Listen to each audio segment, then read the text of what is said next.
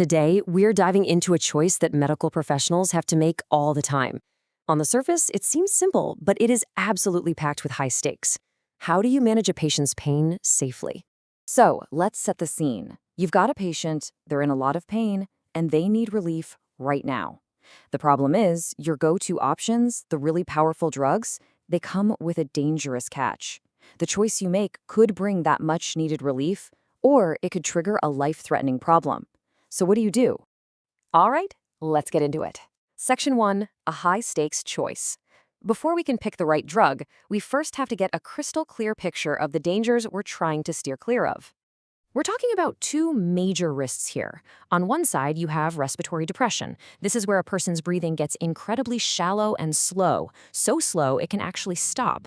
And on the other side, hypotension, a huge drop in blood pressure that can literally starve your organs of the oxygen they need. Both of these are flat-out medical emergencies. So the mission is clear. We have to pick a painkiller that won't set off either of these alarms. That brings us to Section 2 and the usual suspects for severe pain, the opioid options. Now, everyone knows these drugs are powerful. They get the job done. But as you can see, that power comes with some serious risk. So what exactly is an opioid? You might hear the term narcotic, too. Basically, these are drugs that work by targeting the central nervous system. That's what makes them so incredibly good at knocking out pain. But it's also the very reason they can mess with critical functions like breathing and blood pressure, our two big dangers. For our situation, we've got 3 potential candidates on the table, and they're all opioids. You've got fentanyl, which is famous for being super potent and working really fast. Then there's Meperidine, which you'll often see given with other meds to handle side effects. And finally, there's Nalbuphine. 3 different drugs, but they're all part of the same powerful and risky family. And this right here is the absolute key. This is the common thread. Despite any small differences they have, all 3 of these opioids share the exact same fundamental problem. They all carry a very real risk of causing respiratory depression and hypotension. For a patient who might already be vulnerable, picking any one of them is, well, it's a gamble.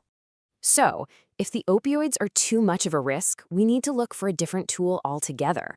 And that brings us to Section 3, the alternative.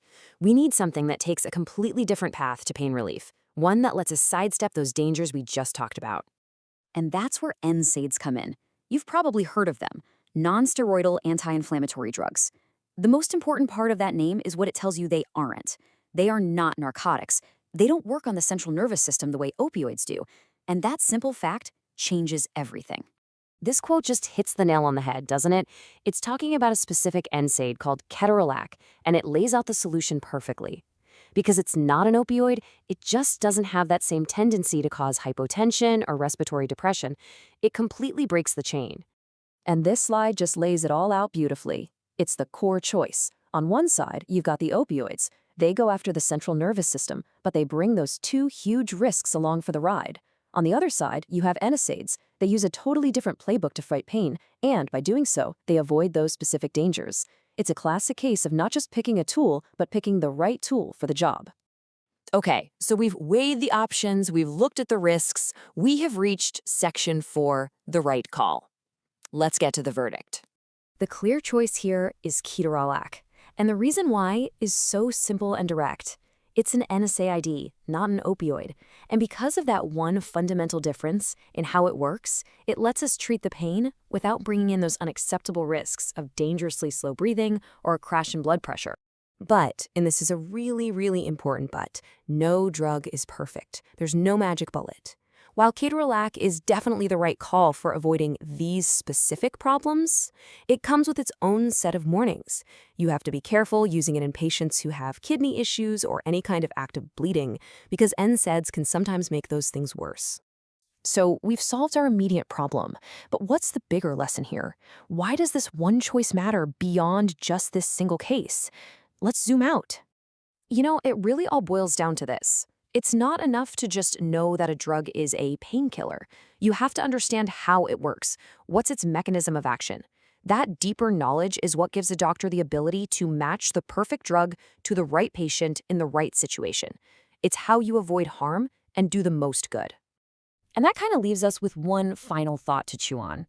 In medicine, and maybe in a lot of other areas of life, it's tempting to always reach for the strongest, most powerful tool you have. But as we've just seen, sometimes the best solution isn't the most powerful one at all. It's the most precise one, the one that solves your problem without creating a brand new one.